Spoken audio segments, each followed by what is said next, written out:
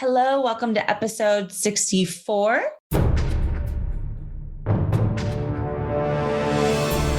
Welcome to the PR Playbook Podcast, the only podcast giving you actionable skills and advice you need to execute a strategic PR program. Warning: what you hear next may lead to brand awareness and increased sales and customer exposure.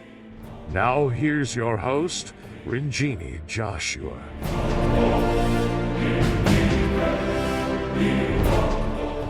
So today we're going to be speaking with the head of marketing for Planable, Miruna Dragomir.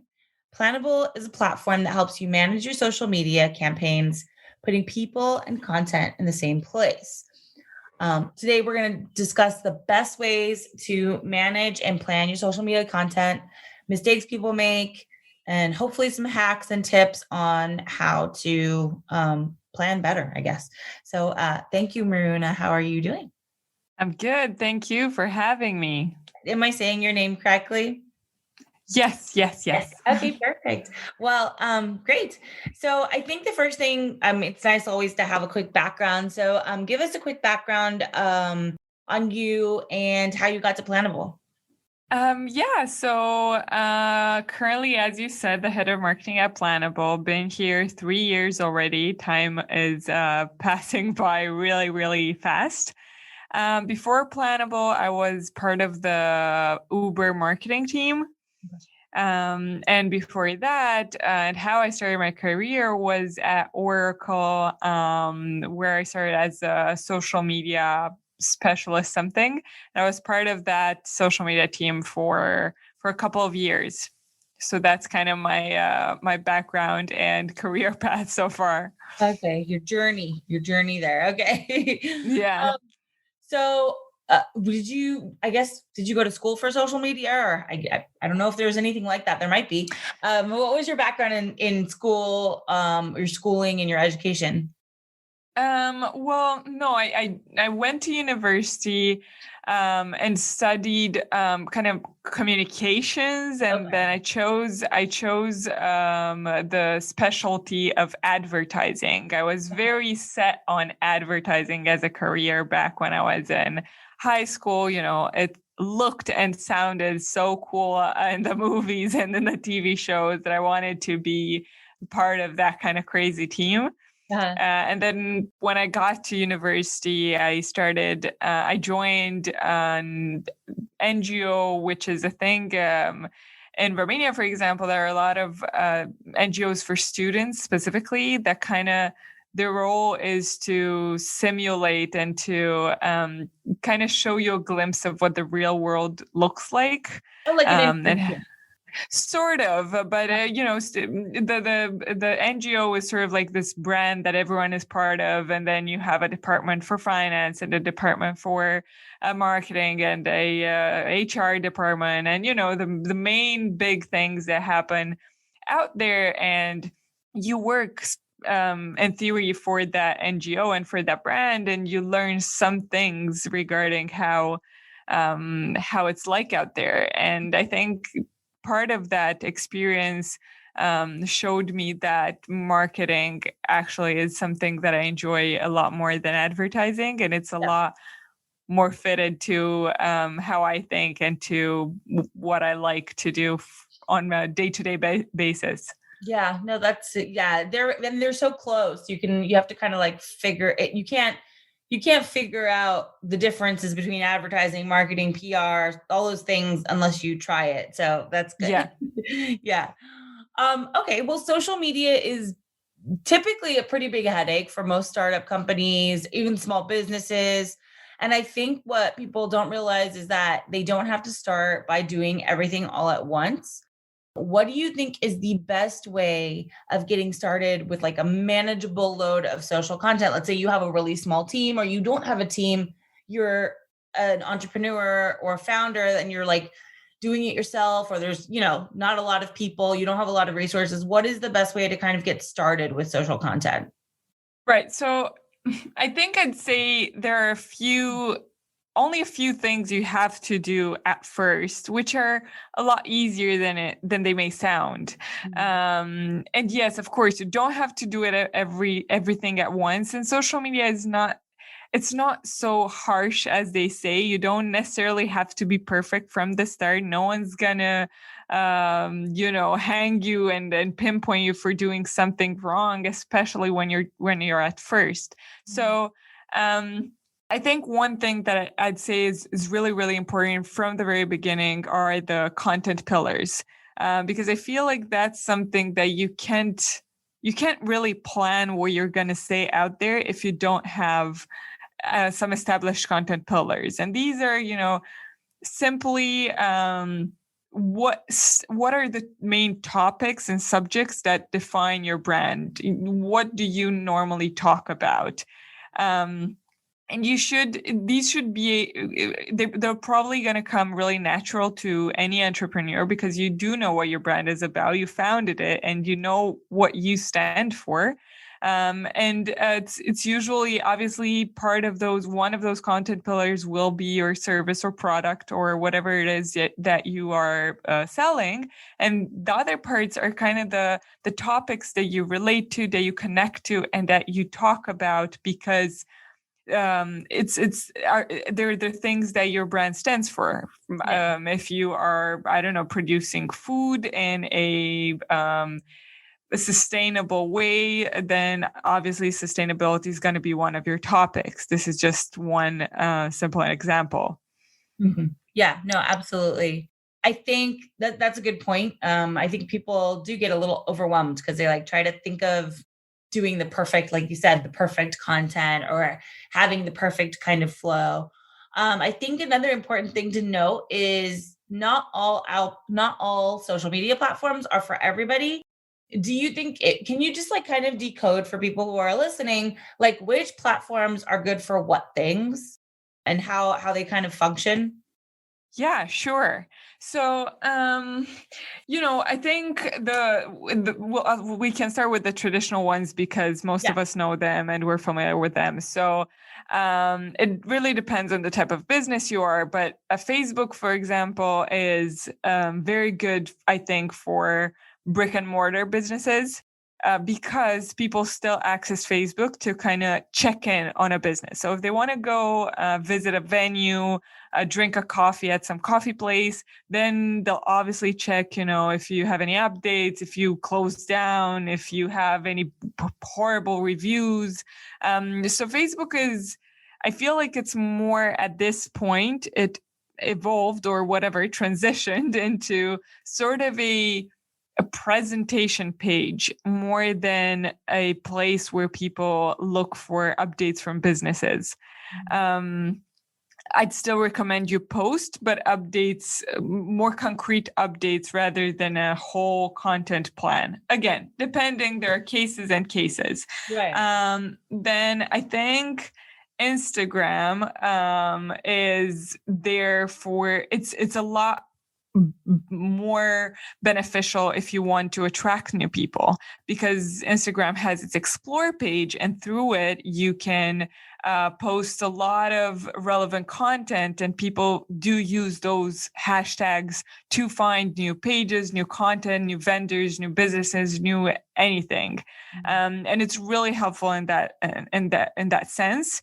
And if your business has anything remotely pretty about it, whether it's your design, whether it's your place, your office, anything kind of goes on Instagram. People still like to see beautiful content that attracts them. And that's why, we still use the word Instagrammable. And then I think there's Twitter, where that's a place for conversations, a lot less about how, I don't know, important or time sensitive your the content that you post is, but rather, it's casual. It starts up a conversation. It allows people to kind of see how you are, and it allows them to interact with you directly in real time. Sure. And then there's LinkedIn, which I'd recommend a lot more for personal branding. I think it's absolutely amazing for connecting with people in your industry and to develop partnerships or employer branding. And then there are two platforms that are a bit more work, in my honest opinion, and that's Quora and Reddit. They're not that you go, you post, you leave. You have to build an entire profile there. You have to put a lot of time into it. So if you don't have that time, I definitely don't recommend starting with those if you're an entrepreneur that's trying to kind of squeeze social media in.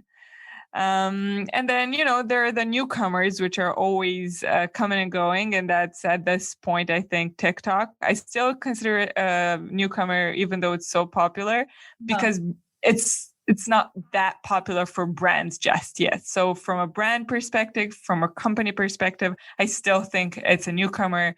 I don't think brands have yet discovered how to button that particular social network. And Clubhouse, of course, which is something to test out. Yeah, absolutely. What do you think of Clubhouse? I think it's interesting for sure. I think it has a real chance at winning due to its incredible simplicity. So if it continues on this route, I think it makes for another professional social platform. Right. For, again, professional networking and stuff like that. I don't think it has that much chance to become this worldwide everything and anything platform, right. Because that'd be horrible to navigate as a consumer. Yeah. So yeah, no, for sure. Okay, so getting to posting content, we talked about all the different platforms and like what they could be potentially used for. But then when you're posting content, I have a couple of questions. So the first question would be frequency, and how often is the right amount to post? Like, do you post every day? Is it better if you post every day? Do you post every other day? Like can you gauge the best frequency to post? Yeah, so I don't think everyone is going to like my answer here because it's going to be a flat out, it depends. Okay. Because frequency is one of those things that you have to test out.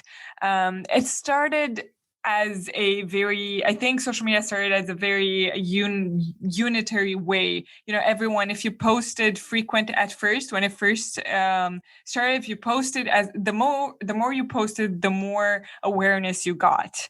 Right. And that was very easy. It was very basic. Whatever you had to say, you should have said it. Then, we started seeing that it's not like that anymore because algorithms came in and they started to filter out your content. And if you didn't have any engagement, you would lose your reach and impressions. So that kind of, it affected this, the more, the better mentality that was happening till then. And I think at this point, it really depends on your audience. It might mean if you're in the entertainment business, for example, I think the more, the better. It might still be your motto because people always want more entertainment. You're looking for the next thing that you're posting. Yeah. Yeah. However, I think generally considering kind of this stage and world that we currently live in which pretty much everyone is a bit bombarded with so much content. Yeah. I think it's dangerous to hit that fatigue stage in which you give people too much content. You either don't manage to maintain the same level of quality for each piece of content that you put out, or even if you do, people are still not going to have the time and space to read and consume everything. Right. So I think you should find a balance. It goes, for example, for us, we started testing this out with newsletters because we wanted to increase the frequency. We saw that we were having amazing results. So people might, they might want more. So we started giving them more. And then we went into a fatigue stage because people wouldn't open the emails with the same enthusiasm because they were used to getting them too often. They weren't prepared to read them, I don't know, daily or weekly, because we would give them good, but rare. Right. No, that's I think that's really important. And you can email is a great example because you could see it in your inbox. Like you could think of the companies that do send you emails and like, what do you like it from them? And I always tell people that a really good way to gauge stuff like how much you want social media and email and things like that is like, what would you want? Like, what would you expect from a brand that was similar to yours, or to even test it out and like, like give yourself room for mistakes, test it out, see what people are responding to, what they aren't responding to. I feel like there's no harm in asking the audience by trying different things, but I think people are so worried about making a mistake and losing the audience that they never do that. Yeah, exactly. Yeah. Okay. So you're planning your content, you have some kind of frequency or plan. How far in advance do you plan out? So if you're at first and you don't have a lot of time on your hands, you could post make a longer calendar, a 1 month calendar. You could do that at first, especially again, spontaneous content or doing this on a weekly basis might prove to be too much if you're the only one doing this. A weekly is, however, kind of the recommended frequency of planning because it still maintains the context. You can estimate a lot of what's going to happen in the next week. You can't estimate that much what's going to happen in a month from now. Right. So weekly is kind of the go-to, but even if you do plan weekly, I'd still recommend to keep a bit of time and flexibility into the way you manage social media, because something might come up and you might want to include that in your plans. So don't always go for, okay, let's put that on the next week schedule, because sometimes it might have a bigger impact if you post them as the event or think is happening. Right. And I think another note I'd make for the planning part is that I'd also plan some of the on the spot. For example, events, if you're hosting an event or attending an event that you want to tell people about, and you're going to have some real-time content from that event, it might be, it's a good idea to plan that as well. Not the actual content, but, the slots, how you're going to manage this. Is it going to be photographies on the spot? Are you going to send those photographies to a designer? How are you going to manage all that impromptu content? Okay. That's really great. I think that's a good plan. It's like, I don't know. I think, sometimes just all of these things, like what to post, frequency, how far in advance, all these things can be a little overwhelming for people who are just starting out on social. So I think giving them best practices is a nice way to start. What are some mistakes people make when they're starting to plan social content or just planning in general? What have you seen some of the brands that you guys work with maybe do or not forget to do when they're doing that? I think one very big mistake is to go for to kind of put off the looking at the processes, the way they actually plan social content and the way that they work on it. It's usually a classical path. People start with a very spontaneous workflow. They're just, 1-2 people team. So they start with a spreadsheet or an email or Slack messages, and then they kind of go with it and don't necessarily enforce a stop point where they look at how things are going and they think, okay, we were a 2-people team, now we're a 5-people team, or people from other teams started getting involved, so we should probably rethink a bit how we're doing this. So I think that's a big mistake, and that that usually translates into a lot of wasted time. It's really interesting to see that so many incredibly advanced teams are kind of getting stuck into tedious processes that involve, copy pasting or manual labor. Right. And that's yeah, obviously that involves a lot of wasted time, but as you grow at a brand, it opens up a lot of doors towards mistakes, because obviously when you do work that should be automated but you're doing it manual, mistakes are gonna leak in. And another, I think, very frequent mistake is that teams or people in general, they run from the idea of collaboration and approval and getting people involved, because it seems like, especially the younger generation, which I'm part of, it feels like it's bureaucratic and it cuts away from our freedom and creativity, and it's going to be inefficient. It's going to slow us down. I don't think that's the case. I think it is the case if you have a flawed process, and if the communication is really complicated, it's going to be hard for everyone. For the approvers, it's going to be hard because they're going to have to probably find a way to understand content that's planned or shared with them in a spreadsheet, which is very hard to visualize. Right. And then, the actual strategists or social media creators are going to have to find scattered feedback across different emails or random cells in that spreadsheet.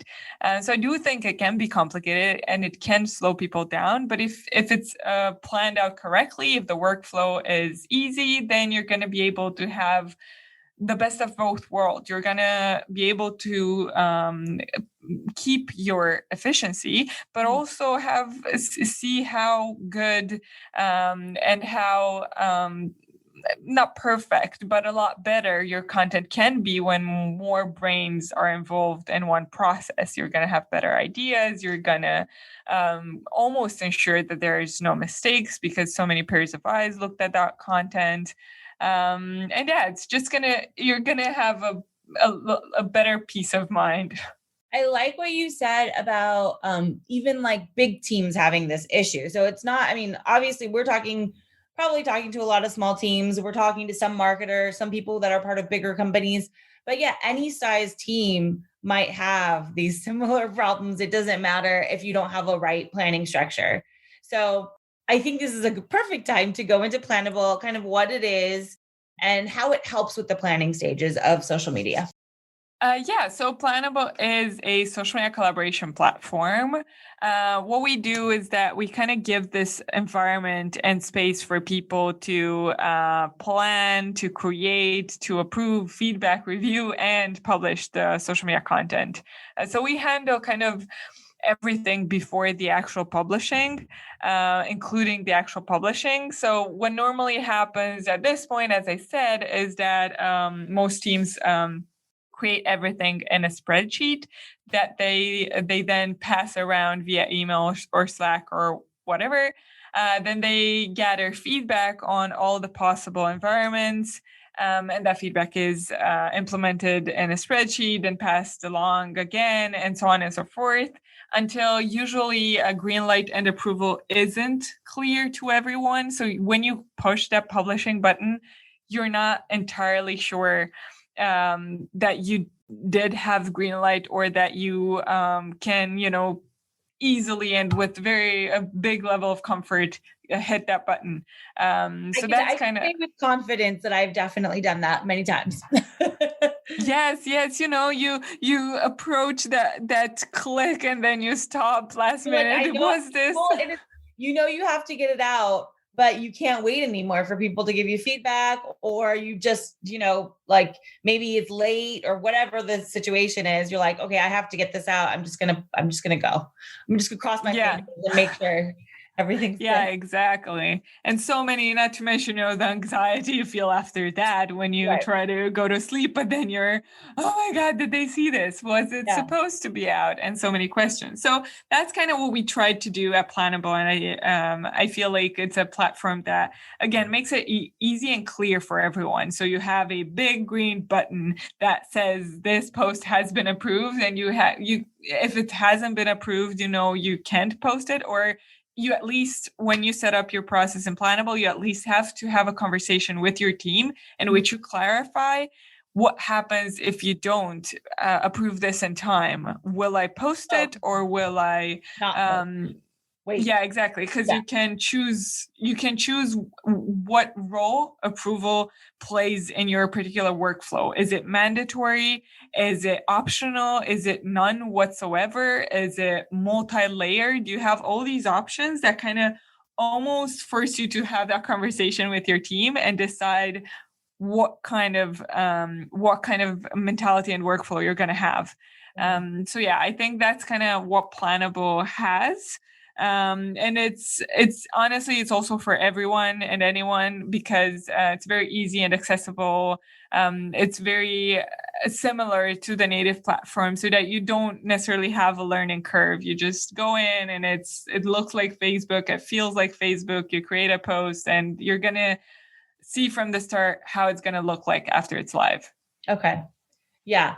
No, that makes sense. I think you need that kind of structured in place to make sure that everything's good to go. Is there anything I didn't ask you that I should have, just about like best practices and tips on when people are posting?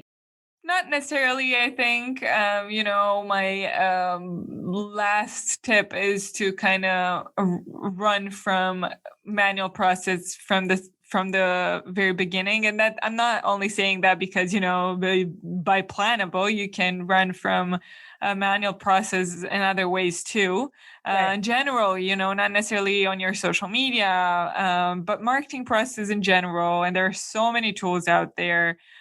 We try to kind of avoid any copy pasting in anything that we do.